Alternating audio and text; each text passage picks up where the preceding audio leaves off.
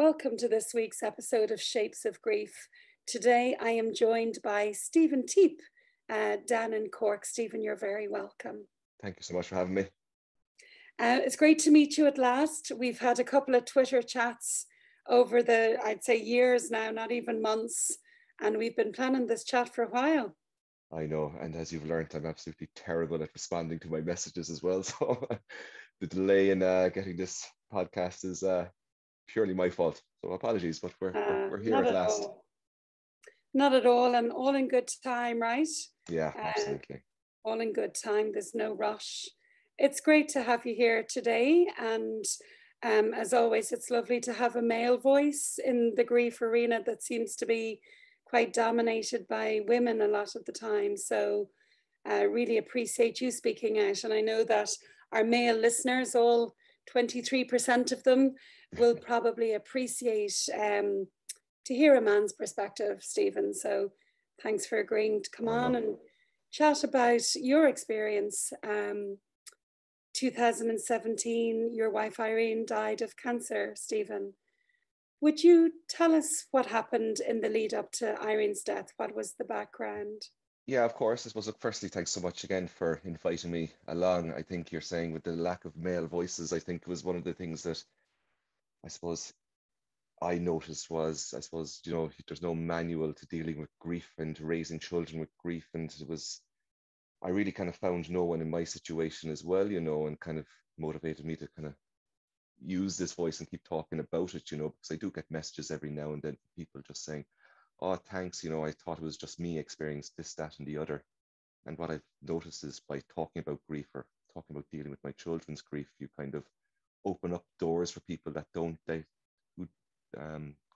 know that's there, if you know what I mean, and you kind of help them walk through it unknowingly. So it's been good. It's been good to be able to be, I suppose, in such terrible circumstances, to try and spin some sort of positivity on life and help others, and just by telling your story.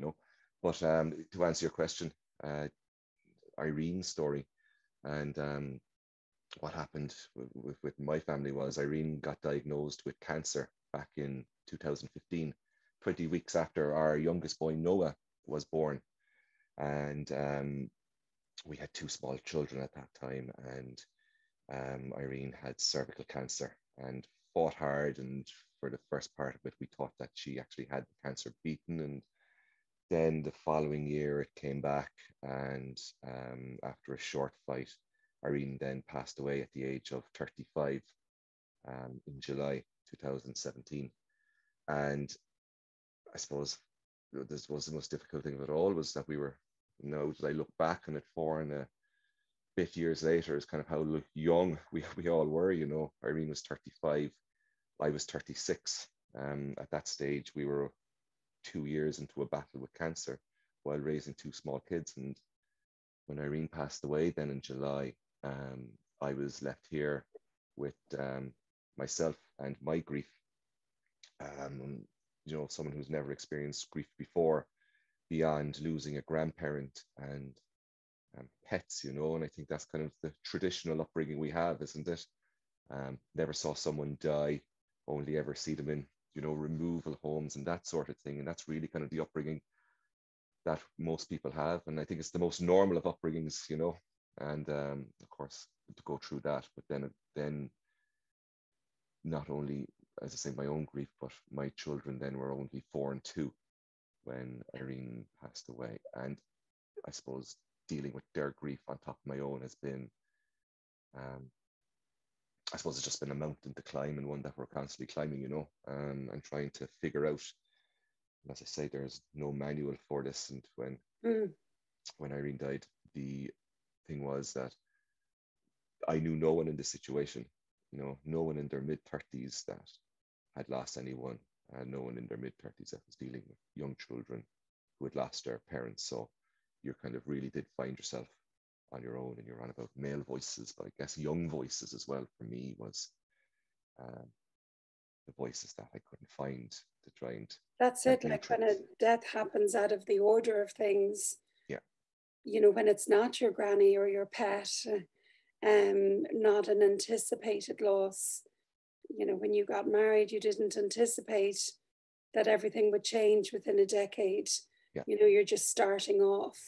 You're not expecting to end the absolutely. relationship so quickly. Well, see, that's it. And like, you know, like when you think about it, my youngest boy was 20 weeks old when Irene got diagnosed with cancer. And, you know, like we were supposed to be absolutely knackered, tired parents with two small kids, you know, not dealing with cancer on top of that. And, you know, we had many plans for more than just two children as well. So we were really just at the beginning of the plans that we have for our lives, if you know what I mean. So to have that then all taken away so quickly, so fast, and you know, Do you remember the diagnosis, Stephen? What was it like the day you get that diagnosis? Because I think what a lot of people don't understand is life changes irrevocably when that diagnosis lands, even though it yeah, might take a while to digest the fullness of it.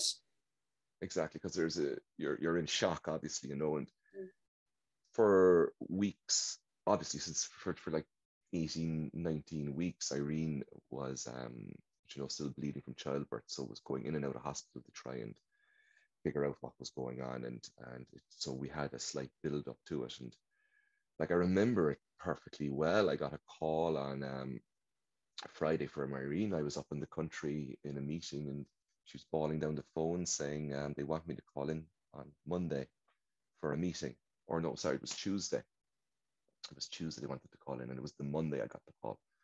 And we were supposed to go to, we had flights booked for Copenhagen, and we were going, the four of us were heading away for just a couple of days. And Irene told the consultant, look, I flights booked. Can just wait till we come back? And the consultant just replied, I wouldn't be asking you to come in if it wasn't important. So there and then, you know, we knew it was serious. And we, at this point, knew, right, obviously where the bleeding was coming from.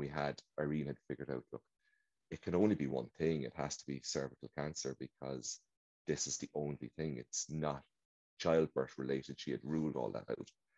So when we went in, we kind of went in thinking this is what it was, hoping that it wasn't going to be the case. And of course, then you're you're told what it is. You're told it's cancer, cervical cancer, and you're going to meeting consultant after consultant.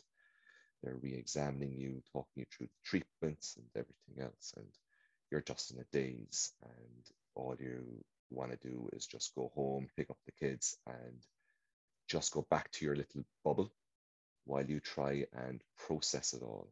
Like for Irene, it was her mind just went straight to the boys, straight to the children. I guess that was her focus. And for me, it was focusing on her and the boys. So you kind of throw your mind to, to focus on something just to keep you going because you can't just sit there and digest the news. It doesn't just happen because you decide to take a moment to figure it out. You know, it takes time. And, you know, I think our natural reaction is to try and refocus ourselves on something. Like I remember when Irene died, I did the exact same with my kids, refocused on them, you know, and that's what got me through all the days after, you know. Mm. So she underwent treatment and was well for a while.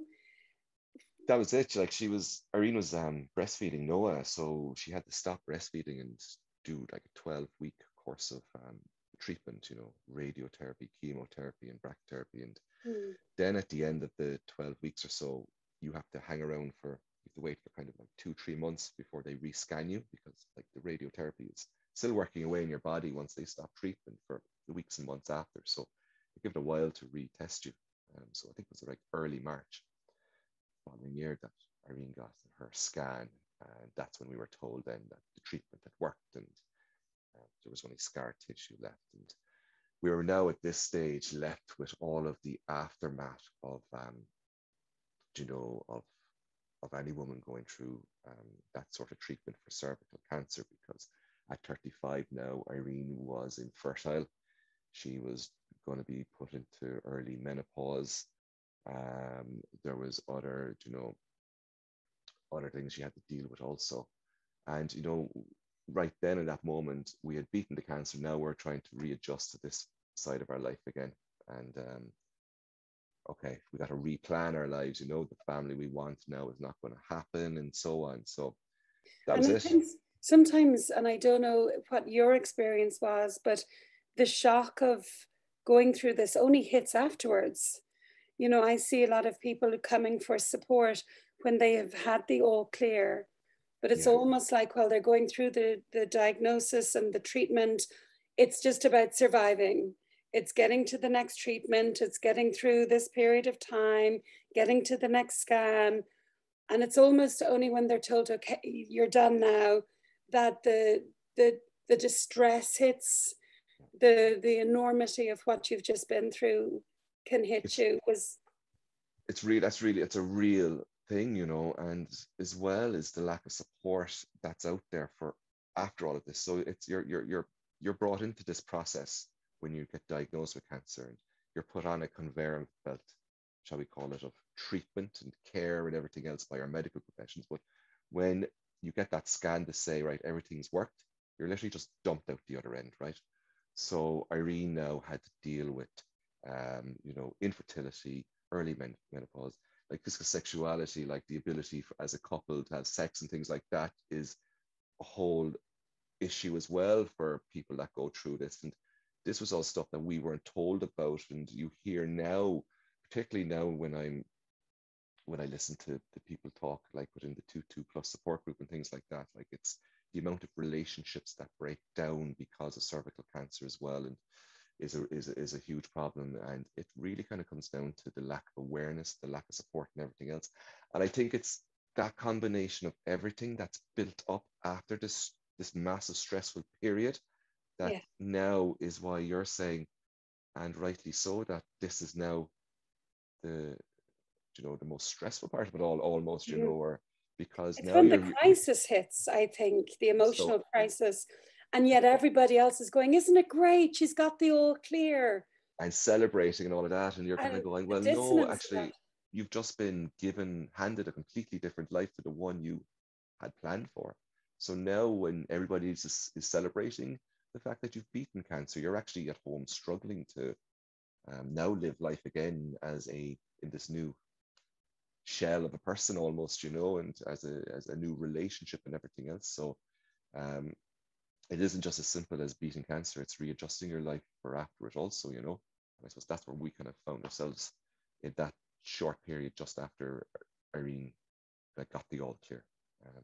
But then And I again, we, suppose you're thrust into the role of carer in a way also, because you're not the person who has the cancer, no, yet you're her closest person. yeah, yeah, So here you are with a life that you hadn't signed up for at all, mm, needing to adjust to that and trying to figure out what's needed. What does she need? What do you need? What do the children need? What does this mean for our future? yeah. And like you said, lack of professional support. So I can only imagine a lot. You must have felt a burden of having a lot on your shoulders. I guess like you are in that position of support, but I guess from my point of view, when it was Irene who had the cancer and I was the person in that position of support, you don't get to stop and reevaluate your position in this. Do you know, you don't stop and go, God, I've a really supporting role here. I've got to do A, B, and C. You know, you don't kind of do that. It's in a supporting role like that, and anybody that had to support anybody through a battle with cancer, regardless if it's a husband, a wife, or a parent, or a friend, doesn't question how much they're doing. It's always a question of, can I do more? Am I doing enough? You know, Mm. it's not until, you know, you're at the very end of it is that you still don't evaluate. You just literally crash. You know, but Yeah. um, You're either yeah, in fight or flight mode or collapse mode. exactly. Yeah. That's it. It's fight or flight. Was there any period of normality, that came to your lives following the first diagnosis and treatment? Very briefly there was, and it was we booked a holiday. I think it was around the end of April into Portugal for 2 weeks, and it was, you know, like our victory due, and we went away with Irene's sister and family, and brought our kids, and like this was our celebration. We've done it now. All this is our holiday at the end of it. You know, we're going to go back now and live our lives. And for that part, it was normal because it was just husband, wife, kids on a holiday. You know, the fight was behind us, and you know, we were having fun, and like Irene wasn't sick then. Like she wasn't really even that tired, I guess, you know, like no more tired than any parent of young kids is, you know. So that for that period, um, that was normal. But then like it was that we got back, and it was a month after that, that when you come back in early June, then is your first of your 3 monthly appointments with your gynae oncologist and that team, you know, and you're kind of brought back into hospital for a checkup, and your kind of reality of, oh, it's a reminder of what we had been through. But of course, at this point, then Irene was starting to get pain in her back, and it was just slowly starting, when you look back now, started to take a grip again of her life. So it was really just that initial period before that appointment and that trip to Portugal that we had that moment of almost normality, you know. It was almost innocence. like we were talking about adoption and what could we do for that. And you know, it's very hard these days to adopt in Ireland. People have to go abroad. Like we had all these conversations, and you know, that's kind of where our mind was going to, as our next step was kind of go down that road then, you know. So you were really readjusting to life after the illness and Planning again, isn't planning. it? Yeah, Replanning our yeah. lives in these new, I suppose, in a kind of like, in a way, a kind of like a new relationship. You know, Irene's Mm. almost got a different new body to live life with as well, and she needed to take care of herself also. And of course, we're still raising our kids as is as well, you know. So It's interesting that you say they're a new body. yeah, And, yeah, you know, you can only talk about that as the partner. But I'm a little bit curious about that, because I think when we lose a body part that can be seen, such as our uterus or you know, a breast can be seen to a degree, but when we lose an organ, it's not visible. And people, you know, if we had an arm amputated or a leg amputated, we'd kind of know the vastness of the experience that someone has been through. But when it's a part of our bodies that can't be seen, it can be dismissed quite easily. Do yeah. you remember what that was like for her? Like I remember Irene, like that first time Irene got cancer, when she went through all of that treatment, she she didn't lose any hair or anything like that. And she used to always comment on how, you know, if she didn't look sick at all, she lost a small bit of weight.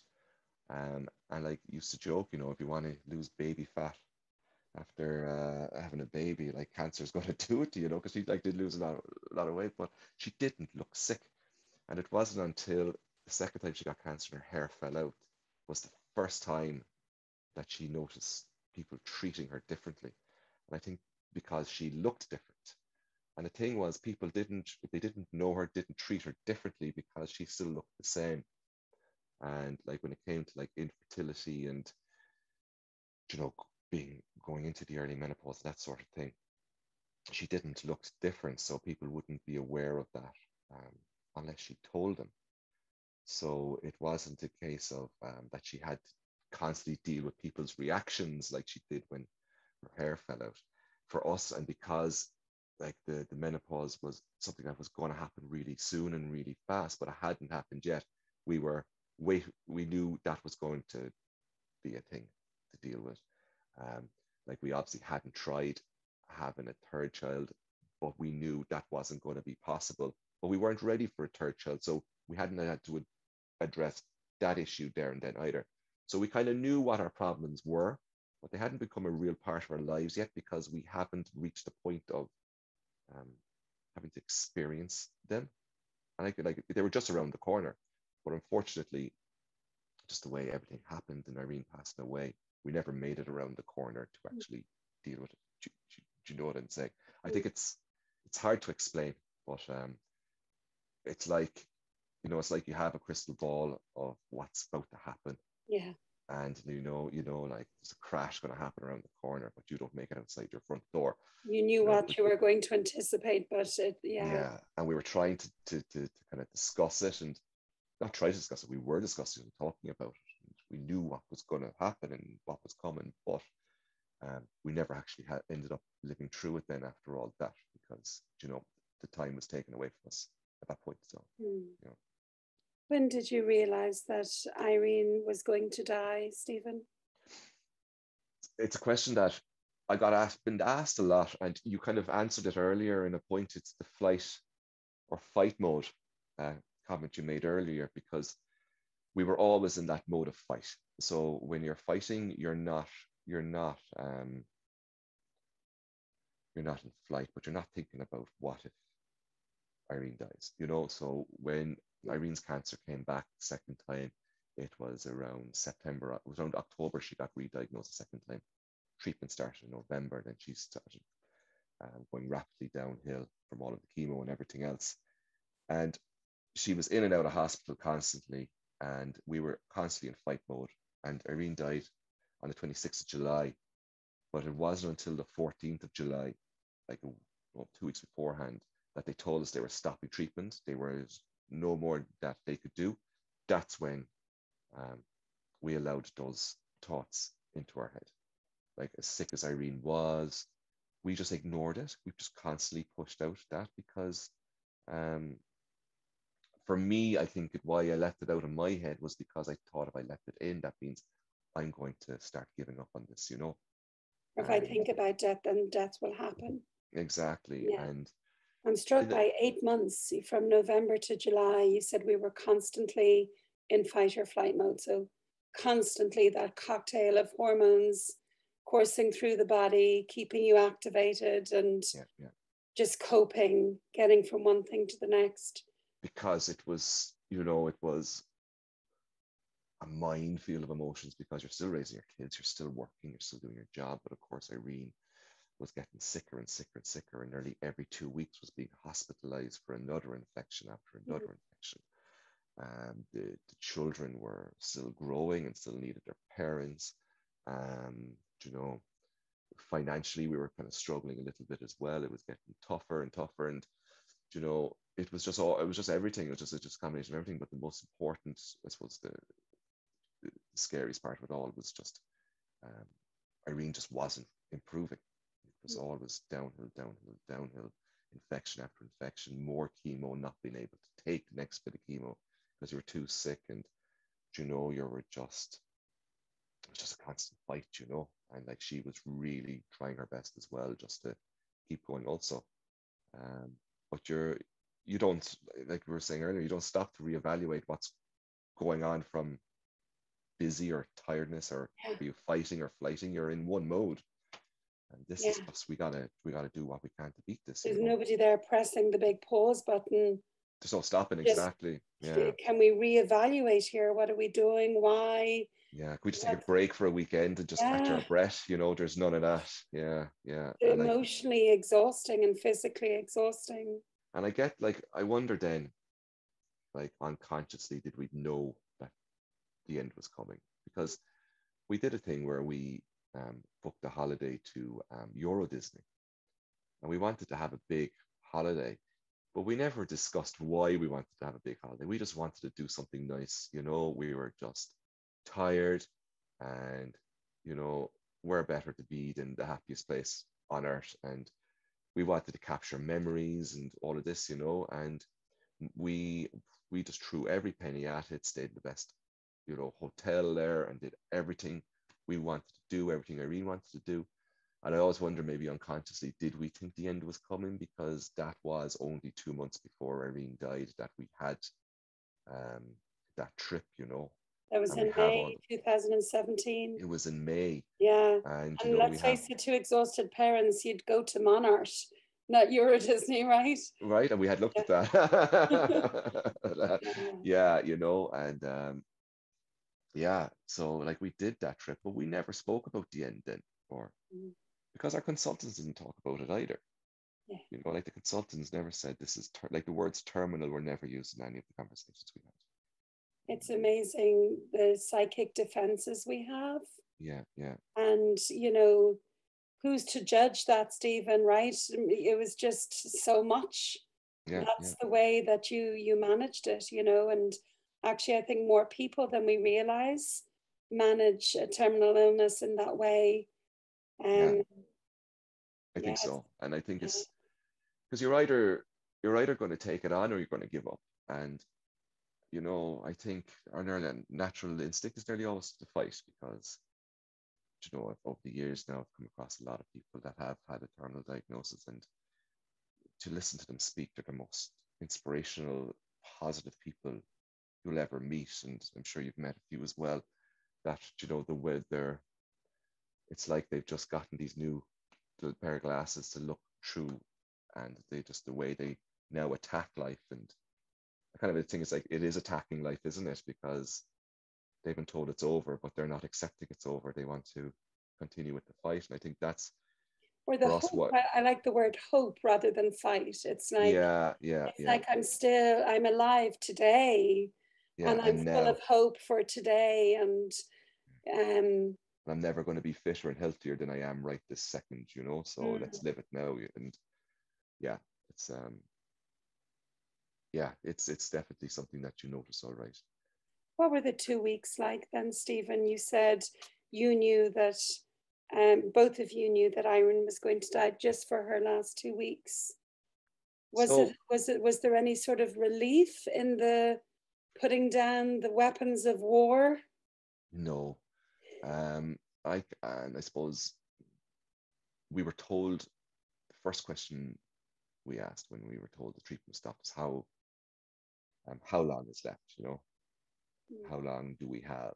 And the question was, or the answer, the consultant said, like, this is crystal ball stuff then at the end of the day, because how do they know? And they said, look, from what we've seen in the past, we think just a few short weeks. And this is the 14th of July, and they're saying, look, we hope you'll see to the end of the summer.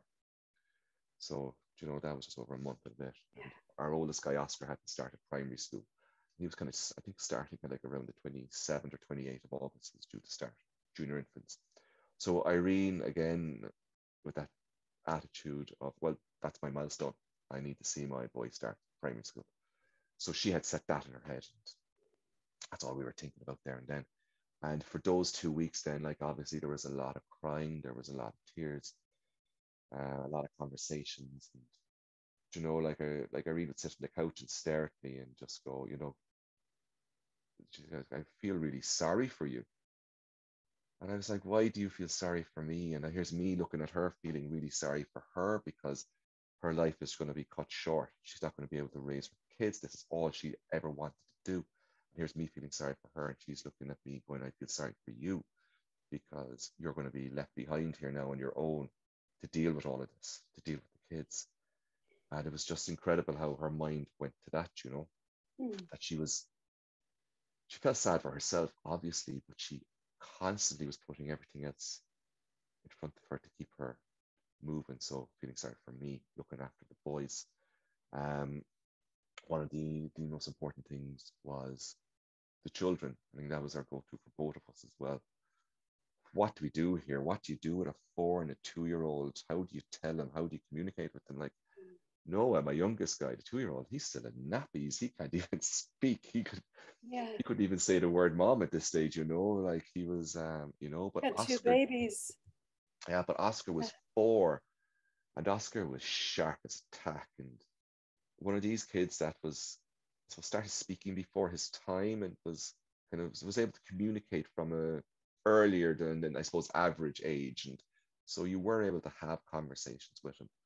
So we were very conscious of him and what happened with him, and how do we talk to him, and what is age appropriate for a 4-year-old, when it comes to telling them that a parent's going to die. And again, here I am, 35, 36, Irene myself, 35, 36, and we've no go-to manual here to try and figure this out. But Marymount Hospice sent out like counselors and child psychologists to us to talk about this. And it was one of the things we requested. Could we get someone out to help us with Oscar straight away? And straight away, these two incredible people come out. They've got the toughest job on the planet. I know how they do it. And they're sitting in front of us and they're just saying, look, it's age appropriate. communication. You're going to have a lot of people coming in and out of the house over the next couple of weeks as Irene gets sicker. There'll be a lot of conversations behind doors with doctors and nurses and all of these things. And you know what? If the children see doors closed and conversations happening behind them and they don't know what's going on, then they're going to come up with their own scenario of what's going on, and that's going to be worse. Yes. So what you need to do is try and keep the doors open if you can, and communicate them with them and talk to them as much as you can. It just happened that that was our style of parenting anyway. We were very open in our conversations. So, for example, when Irene lost her hair because of the chemo, instead of just shaving it off one night and Oscar waking up or the boys waking up to see Irene with no hair, it was a gradual process where like Irene's hair had been thinning out a while, and she was like, all right, you're going to have to cut the ponytail off first. And then a few days later, a week later, she was like, it's got to go.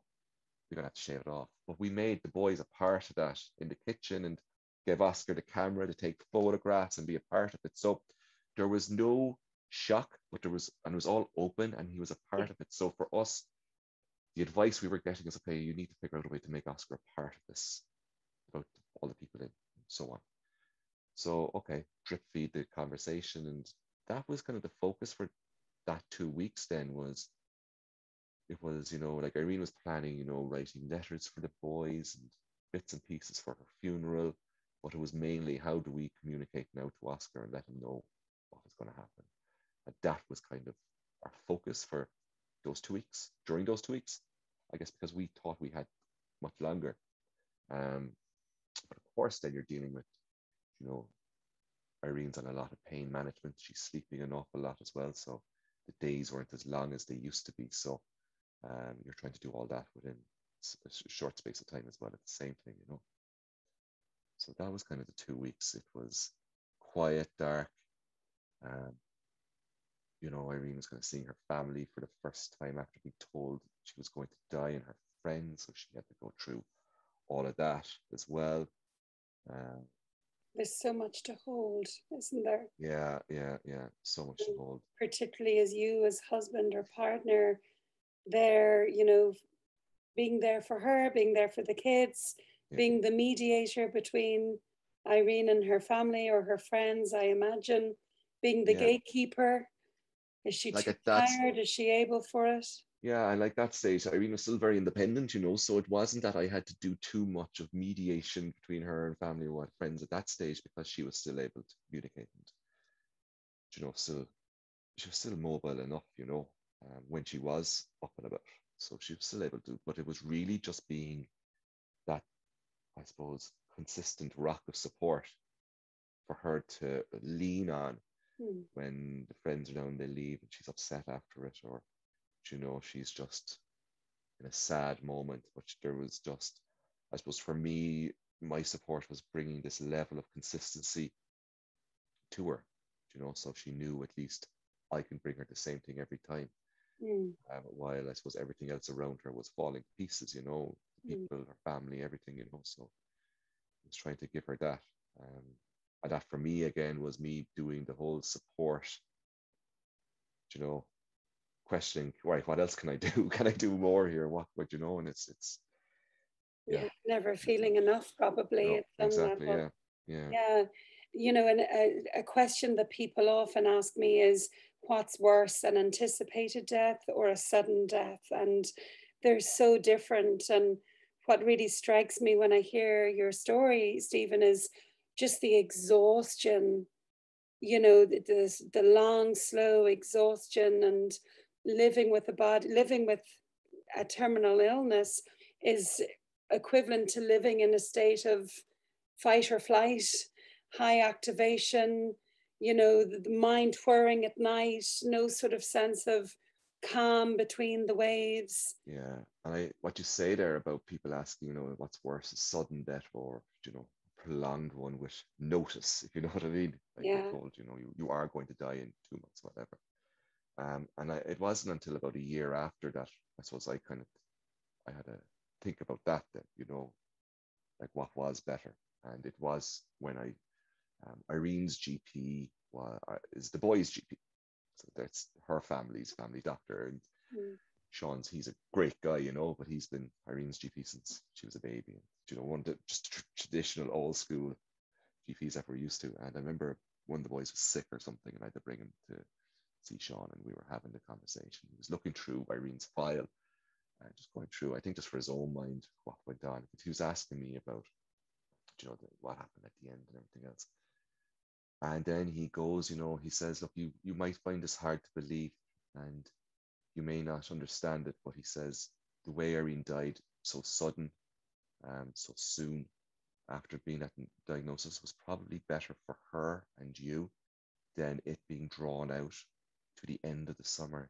And he says, with all of his years of experience as a GP, he says, when towards the end, it gets into a very, very dark place and conversations are dark and it's a very quiet and sad place to be for the person who's dying or for the people who were watching it. And I think maybe she did you all a favor by going out of the blue as fast as she did to protect you from that side of it. And that's kind of, I suppose, what I thought about then, you know, was, yeah, okay, that does make sense. But I still, at the part of me still feels that Irene still got a little bit cheated out of life because there was certain things she wanted to do that she never did. And one of the three things was, the two things was to write a letter to both Oscar and Noah. She wanted to do that.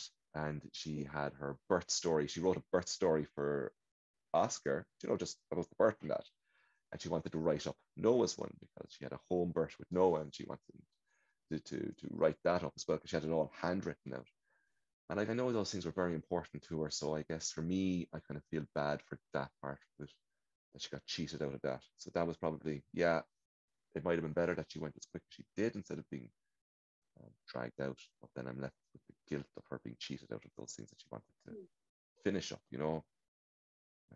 The only thing she got that went her way was that she got to die at home instead of in a hospice or a hospital. And it's literally the only thing she got. That she died quickly in the end, Stephen. It was unexpected.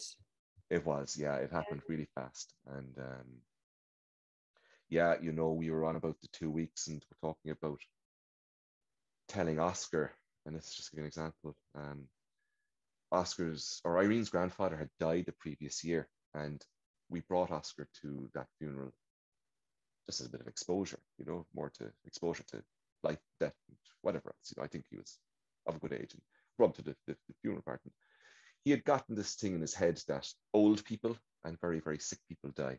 And when you die, you go into the ground and you grow back into the earth. He came up with all this himself, and it was a really kind I love it. You grow back into the ground, and these were his words, you know, because we weren't religious, so we weren't selling the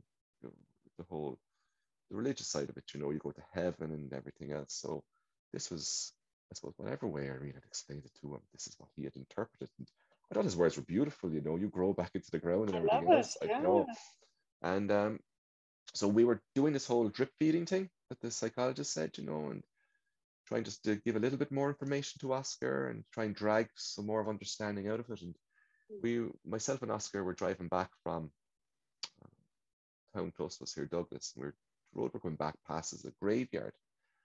And Oscar, we just drove past the graveyard, and Oscar was like, oh, do you know, Dad, that old people, really old people die? And I was like, they do, yeah. And he goes, really, really sick people die also.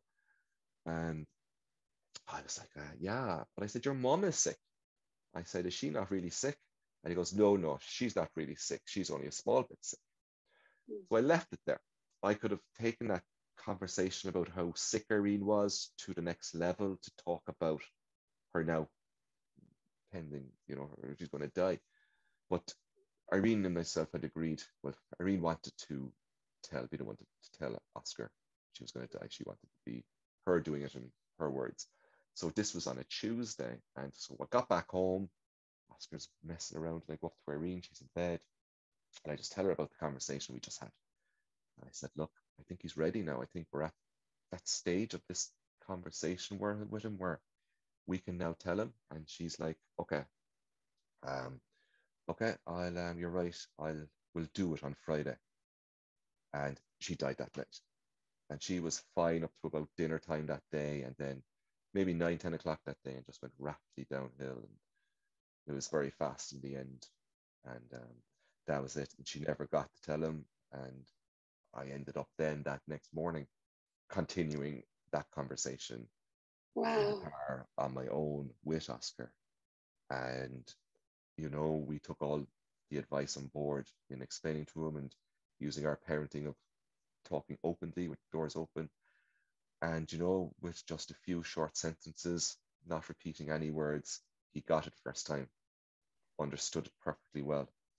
And he took it like any adult would, broke down crying. He got it, and as a 4-year-old to be able to take that load on,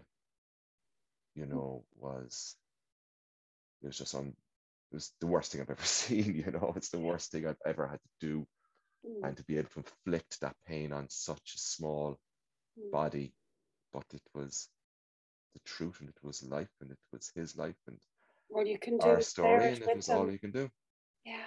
And all you could do was just let him sit in your lap and cry, and like you said, bear it with him, and that was that. So it was, and that's how quick it happened in the end. With Noah, 2 years old, I think he first started noticing Irene wasn't around about 3 months after she died. And it was just a completely different scenario to be dealing with again. Like this, there's no book. This is why we do these podcasts, isn't it? To talk about it, because people share with me their stories, and I love hearing their stories just to give some sort of comparison to my world, because for me, for a long time, I just thought that this is just one house on the planet that will ever go through this. You know what I mean? So it's these are impossible conversations in some ways. It's unbelievably it's so, like yeah. that when you say, of course you didn't inflict this on your child, but life inflicted this on your child, and we are hardwired to protect them from whatever we can. And when you just can't protect them from the boulder that's about to hit them, it's excruciating for a parent. And as well as that, we couldn't even give him the heads up or soften we were doing everything we could to soften the blow, but in the end he just got the full force of that train. There was no slowing down for him. I remember you're making me think of a scenario with a friend of mine's 2-year-old, and my friend Anna was dying, also of cancer, and she was in the hospice, and I was in her house with her. She had a 4-year-old and a 2-year-old also, actually. And, everybody was sort of paying attention to her 4-year-old and not really to the 2-year-old, the assumption that this little girl wasn't really getting it. And she was up at the windowsill, and everyone was like, come down, Hannah, come down. And she wouldn't. And I climbed up beside her, and there was a dead fly. And she was pointing to it and saying, dead, dead, and trying to understand. And I'll never forget it. I don't even fully remember the conversation, but it was about sitting there and holding this dead fly in my hand and letting Hannah kind of poke it around, and this concept of death that had been floating around. But when Anna was buried, and the curtains closed, when she was cremated, the last words were Hannah, who turned to everyone and said, "Mummy, all gone." Yeah. And, it was just like, say it as it is, kid. And it's the most age appropriate as well, right? Because it was 3 months after Irene died, and I had my first work trip away, and it was a 2-nighter, and I had built myself up to this little goal of, right, this is going to be me away from my boys. Since this all happened, they're going to be away from me.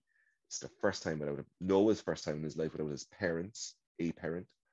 And this was a big, massive goal, and of just trying to do something, and just for something to aim for. And got back home and brought the boys home, and Noah goes to me for the first time asking in 3 months, "Where's mom?"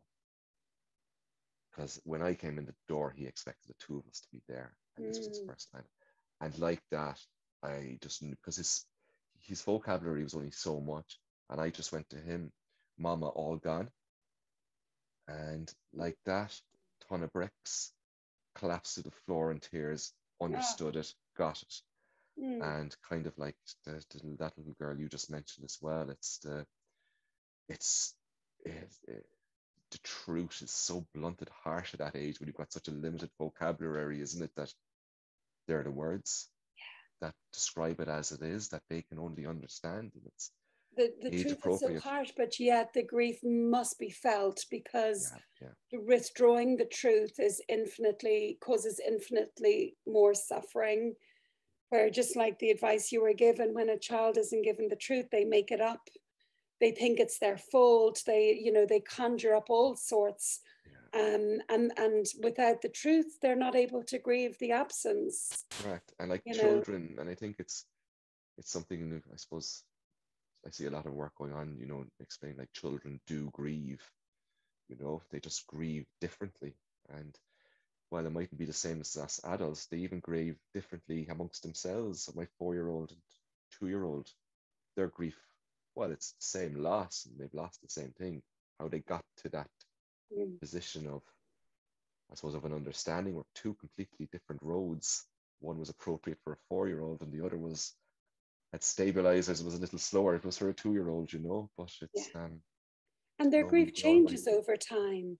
I'm Yeah, sure you notice that you have to, with children, you have to keep revisiting the loss and have yeah. new language for it now that Noah or Oscar is not, is he 9 now He's around? 8 now. Yeah, Eight. they're 8 and 6 now, So you and like constantly revisiting it. What does it mean for them now at this age? it it really is. And I really do notice that now more than ever as well. Um, like the way some people, they lose someone, they kind of move forward and they kind of start living life again or whatever. Where I find Oscar and Noah are just constantly, like you say, constantly reliving it. It's like their brain has just reached another level, and a bunch of new questions have come in that they now need to understand, and they're going again. And it's just constantly like it's not like a cut where you put a plaster over it and a few days later take the plaster off. It's healed. This is a wound that for some reason, as they grow, the cut keeps them being reopened, and you have to keep on revisiting it. And it was just last week, Oscar, he likes to sneak down after he goes to bed for a quick chat most evenings, and he came down and he's sad. He says we have a relationship where we tell me when you're sad, and if you don't tell me, I'm going to plague you and ask you why are you sad. So he does tell me, and he just comes down and he goes, look, I'm sad about mom. Okay, and what made you sad this time? He goes, I've stopped remembering what she sounds like. Yeah. And now we're okay, would you like to watch some videos and we can do it? Okay, let's do that. Mm. But I'm afraid now I'm going to forget her, and I don't want to forget her. So now he's reached a stage 4 and a bit years on where he is afraid of losing more of her, of what's up here, I guess. Mm. Um, Noah, then at 6, he wants to now see more videos and photographs of himself with Irene, because like he's got no physical memories of his own. So I'm now creating his memories constantly Mm. for him. And he just loves to hear the stories and see the photos. And that's where what he wants to see. So he wants to be given the stories and given the memories, where Oscar wants to hang on to his, Yeah. and you're kind of juggling the two, but At some they're stage, completely, he'll struggle with what's a memory and what's a photo I saw, yeah, and, yeah, yeah, and it all matters. But it's a yeah, really good example of how loss is something we live with. yes, It doesn't go away. no, Although Irene died 4 years ago, some people kind of think of a loss or a bereavement as an event that happened then, mhm, whereas it's a living loss. It's something that we have to just learn to live with. We don't recover from. those important words there that you say, we have to learn to live with it. And that's what it's all about, learning to live with, readjusting our lives, Yeah, um, reshaping our lives to live with it. And, there's no such thing as moving on. It's about moving forward. yeah, And if it was as easy as moving on, you'd park all your memories and your pain and everything else with it there, and you'd go that direction, right? yeah, And it's about figuring out a way of bringing it all with you, and yeah. managing to. live with it all. And for us now, it's about just reinventing our lives now and And bringing adjusting in, to. it's like you said, having things to look forward to, making space for other things Mm-hmm. means that we kind of grow around our grief. And while it's all consuming in those early months and years, even, that it will always be there, but it won't always be there in the same, maybe suffocating or painful way it is in the early months and years. I always describe the early months and years of grief as just a tsunami of emotion. Yeah. You don't see it coming, and it can happen anytime, any place, Yeah. anywhere. And you could be in a supermarket walking down the street, and then wallop, you get hit, Surviving the tsunami Yeah, of grief. that's it. And I Two of think my all, friends, yeah. yeah, that's it. And all you need to do is just hold your breath, and that wave will pass. And you could Yeah. be days getting over the tiredness of it, or you could be shook. You are shook after it, aren't you? And I think for me, all the time does is soften those tsunamis to waves and ripples, and Yeah. the big bang of the big wave comes every now and then, but not as much. And I think those ripples in the water will stay with you for the rest of your life. And it's about learning What helped you, Stephen? What resourced you? to for me, it was all about just getting structure and a routine. And I like the pair of people who saved me were Oscar and Noah, because the morning after Irene died, I wake up in my house and Noah needs his nappy changed and the boys need breakfast. And, I could have happily stayed in that bed all day, but I had to get out. And while I had no idea what was going on with regards to grief and what to do, what I did know was I needed to get some sort of routine and structure in place around Oscar and Noah and stabilize their life. And whatever happened to me, I didn't care about. It was just as long as I could keep them in a routine and a structure. And it was kind of like what we were talking about earlier about focusing. What do you focus on, or what do you think about, and where do you go? Like for me, it was just focusing on the lads. And I just said, right, look, if I do this, this will get me through it, and like 4 and a bit years later, that's still what focusing on, I finished my job, left my job last year because it wasn't a job for a sole parent of 2 kids to be doing. So I'm still trying to restructure my life and build it around Oscar and Noah and readjust to this new world. So that's the only thing, because I don't have a clue what I'm doing. It's about structuring everything around 2 boys, keep them happy, keep them healthy, because I keep them going because that's what their mother would have wanted. And for me, it's that simple. There's a And lot to be said for routine and predictability. yeah, And I it's need, what our systems need when we're yeah, shook like that. We need the safety of the containment of a routine. it's structure, isn't it? Mm, Structure, like, and it's mm, it's the same frame of mind that got me through the likes of the COVID lockdowns and everything else. It was having routine to those days and weeks that we were locked down made it simple then. And I guess for me, it's because I was already used to being locked down in this world that it was just a continuation for me. I know many people did struggle with it, but for me, it was okay. This isn't the worst lockdown I've I had. think when you're sole parenting, that is the reality. Yeah, it is, isn't it? You are locked down. I can relate to that one. It's like, well, I've been in lockdown for 6 years. Yeah, so Yeah. flexibility isn't really something I in our wasn't going dictionaries, anywhere is it? anyway. Yeah, exactly. I Yeah. wasn't going. Yeah, those holidays weren't happening for me anyway, so it Yeah. doesn't matter And, if I can't fly. not to minimize other people's experience of the lockdown, but No, I've not at heard a all. lot of bereaved people say that lockdown, pandemic, global pandemic, yeah, nothing compared to what I've been through. As I heard one of the girls message me in the 221+4 group, she goes, "Now the world get to live our life for a little bit," Yeah, because yeah, it was her interpretation of it, of yeah. what when your freedom and your life has been, I suppose, I've taken away I've from you to heard some that extent. from a few bereaved people, like the dissonance was less, Yes. because before, like say, with a child who was ill or a partner who was ill, it's like my world has completely stopped and paused, but everybody else is going on around me. Yeah. And it's like with the pandemic, it's like the rest of the world are a little bit closer to my experience. And I think for me, like if I view the pandemic, and all of the lockdowns went with it. I think the hardest part of the lockdowns, if there was a hard part for me, was when the lockdowns finished. And I'm watching everybody go back to their Yeah, office, go back to their lives, go on holidays.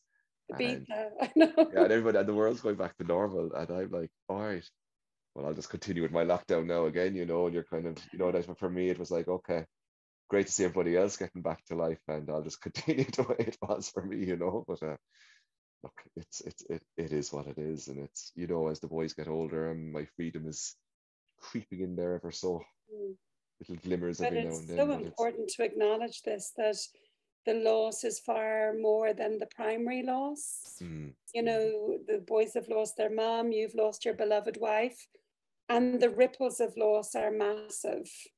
Um, 4.5 years later, they still continue, and it's you know, and it's the silly stuff that doesn't matter that now you have to address as well, and it's like, and that's silly stuff, but you know, it's having to make decisions on schools on your own now, and my boys are still not, or I have a bit to go before I start thinking about secondary school, but I'm already thinking, God, where am I going to go, and how do I mm, go about applying for that now, and you know, and then it's my job, and my job's not fit for this life, so I gotta sort mm. that out now as well, and you know, like, Having to process everything by yourself, you know. I think yeah, we that's it. underestimate when there's someone at home and you come in and you just share a little bit about your day, but you're constantly just processing with someone Yeah, or making decisions together. It's quite a lot to do that on your own all the time. it is, and you know, it is, and like at the start, it's one of the most noticeable things I think at the beginning, you know, for me was making decisions on my own, particularly when the child got sick, you Mm, know, it's like, Christ, do I give him Calpol or don't I? Is he sick enough for Calpol? Should I bring yeah, him to the doctor or not? Is this something you bring the kid to the doctor for? And like if Irene was around, I could make those decisions within a split second. But when you're now, because it's all your decision and you own whatever outcome happens here, it's like, yeah, okay, you want to see that you're on top of this. You want to kind of let everybody know I can handle this whole parenting stuff, you know. And yeah. you know, it's like my I bought us 3 scooters earlier on in the year to go scooting, and you know, 3 days after I buy the scooter, Noah falls off and breaks his collarbone. But I didn't realize he broke his collarbone until 4 days after he broke it. And so now I'm just feeling like the useless fucking parent, you know. And you're like, right, should I bring him to the doctor because his arm isn't getting better, or don't I? And then you finally do bring him because a bruise is starting to show, and you're like, oh, if I could speak to someone about this earlier, or someone else can make this decision for me, I wouldn't feel so stupid right now, you You know. become best friends with Google. What do I do with a toenail hanging Yeah, off? I Is try my best to avoid Google then, and then I'm even worse again because it's I don't address it at all then, and it's just, you know, How are I you think doing now, Stephen? fine. We're doing fine. Like the boys are doing great. They're happy. They're now that like we're I hope to say I don't hope I don't jinx it, but post pandemic that you know, like their lives have got back to normal almost. The sports and activities are back, and they're very happy. I suppose a lot of my happiness is based on them as well, you know. For me, um, yeah, like I'm extremely tired. There's days there where it's 3 o'clock in the afternoon and you're like, boys, I need a half an hour, and you just go up and pass out with tiredness. I think tiredness is the thing, but you know, I guess I'm kind of I'm very tired of trying to figure it all out. I think I have it more or less have it all figured out, but it is really draining, Yeah, and it is really tiring, and there's the job, a job now, and this sort of thing, what to do, how will I reinvent myself, what will I do next, you know, is now another thing I have to deal with, um, because Irene was dragged into the cervical check debacle. I'm stuck in mud with regard to finding out what happened with her in relation to that, when we have in order to find out the truth about what happened there. I've got Would you say pending just court case. a couple of sentences about that, Stephen, for listeners abroad who may not know what that is? Yeah, the cervical check scandal was basically in Irene's case. It's based around screening program, cervical screening program, and Irene had 2 smear tests that were both read incorrectly and both on the back of an audit that our healthcare provider provided reported 2 different results, and both of these results meant that if they were read correctly day 1, she would have never gotten cancer, nor would have ever been made infertile or any menopause like that. It would have been caught that early, and it's part of a scandal that's affected hundreds of women in Ireland. And it's in order to find out the truth of what happened, everybody has to look for it individually themselves, and then you have to go to court in order to take on the other people to find out exactly what it was that happened. So, like, I've gotten all of my expert reviews done on Irene, and I know what happened, but now you need to present that to the other side, and the only way in Ireland of doing such a thing is unfortunately, is through the legal and court system. So it's a whole other layer and a whole other burden. Layer. The burden of it. And I really feel the grieving process won't fully be begun until that piece of the puzzle is completed also, because there's a question that Irene always asked when she got diagnosed with cancer: was, how was this never picked up in her smear test? And that all those results sat in her file the day she was told she was going to die. And for me, it's always getting the answer to that question for her and the boys. So until that's done, it's really another add-on to everything else that's been going on. So, you know, it's that's our life, that's our world, and we have our structures and our routines to keep us moving and plodding along. Well, I sincerely hope that there's some resolution, some palatable resolution in the not too distant future, because that is something that's really hard to live with. It is, yes. It's, you know, that's something that's really hard to adapt to and accommodate, and no one should have to. Exactly. It's when you're adjusting to this new world and you're still dealing with the grief, and you're still managing your children's grief, and you're making the changes that need to be made. And I think when someone dies, it's all about making changes afterwards to keep moving forward and living, you know. But this is like constant background noise, and it needs to be silenced. And the only way to silence, of course, is by getting to the truth of everything as well. And you know, it's like a piece of glass in the wound. Exactly. Yeah, you know. Absolutely. Yeah. It needs to be taken out. But we will get there. I know we will. But it's just a matter of time for that journey and that chapter to finish as well, you know. But we'll get there. Stephen, it's been really lovely speaking with you. I'm glad we got to meet. Thank you so much, Liz. I've no doubt that this episode will help a lot of people listening. So thank you so much for generously sharing your story. And I wish you well as you continue to parent your boys. It sounds like you're a fabulous father. We've all ignored the broken bones and the bruises. Don't worry about that. You can edit that part out if you wish. But look, you can, in 10 years' time, I suppose, when the boys are finished secondary school, you can have them on your podcast and ask them was I really a good dad or not? We'll have a few questions. All you need to be is good enough, you know. Yeah, exactly. And they say that one good adult is what we need to thrive. And I've no doubt your boys have that. Thank you. Appreciate that. Lovely to meet you. Take care now. All right. Thanks, Liz.